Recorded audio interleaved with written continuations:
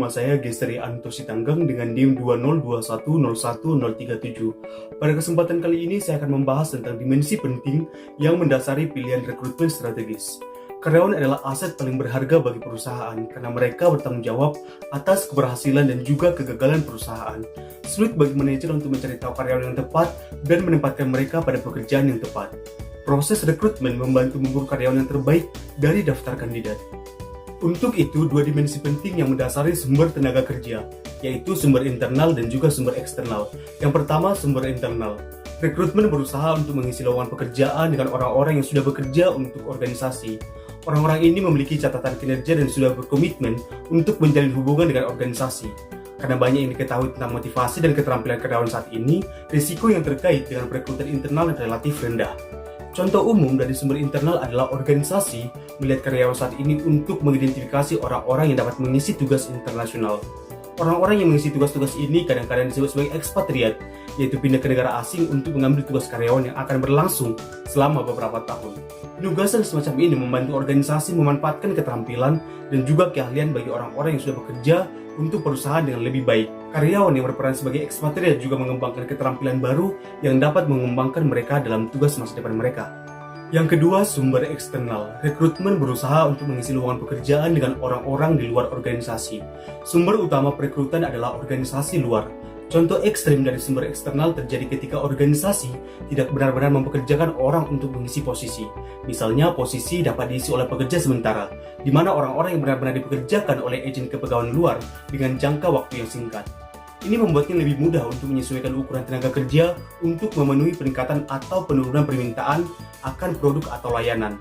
Kerugian potensial dari penggunaan pekerja sementara adalah melibatkan pembagian karyawan dengan organisasi lain yang membuat sulit untuk mengembangkan sumber daya unik yang menciptakan keunggulan yang kompetitif. Contoh lain dari sumber eksternal yang ekstrim adalah kontraktor independen yang memiliki hubungan dengan organisasi tetapi secara teknis bekerja untuk diri mereka sendiri.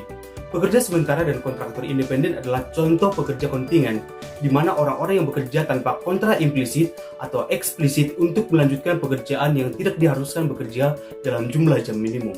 Namun demikian, pekerja kontingen perlu secara proaktif mempelajari keterampilan baru dan mengembangkan karir yang progresif. Mereka dapat melakukan ini dengan terus melanjutkan kompetensi, membangun hubungan untuk dirujuk ke proyek lain, dan membingkai keahlian mereka dalam hal peluang baru.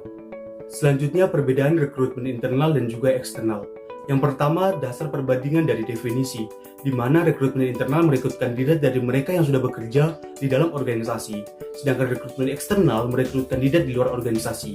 Yang kedua, dari dasar perbandingan dari waktu yang dibutuhkan, di mana rekrutmen internal memiliki proses yang cepat, sedangkan rekrutmen eksternal memiliki proses yang panjang. Karena rekrutmen eksternal melibatkan tahapan seperti seleksi, penempatan, pelatihan, pengujian, dan juga induksi. Yang ketiga, dari pelatihan induksi, di mana rekrutmen internal tidak dibutuhkan pelatihan secara induksi, sedangkan rekrutmen eksternal harus dilakukan karena rekrutmen internal banyak yang diketahui tentang motivasi dan keterampilan karyawan saat ini, sedangkan yang eksternal belum mengetahui karena belum pernah berada di dalamnya. Yang keempat, dasar perbandingan dari sumber, di mana rekrutmen internal memiliki sumber dari transfer, promosi, dan juga referensi, sedangkan rekrutmen eksternal memiliki sumber dari iklan, agen ketenagakerjaan, konsultan manajemen, dan rekomendasi. Baik, demikian penjelasan saya tentang dimensi penting yang mendasari pilihan rekrutmen strategis yang terdiri dari sumber tenaga kerja yang dibagi atas dua sumber, yaitu sumber internal dan juga eksternal. Jadi yang menjadi kesimpulannya adalah di balik kesuksesan atau kegagalan organisasi manapun, hanya ada satu faktor dan itu adalah karyawan organisasi itu sendiri.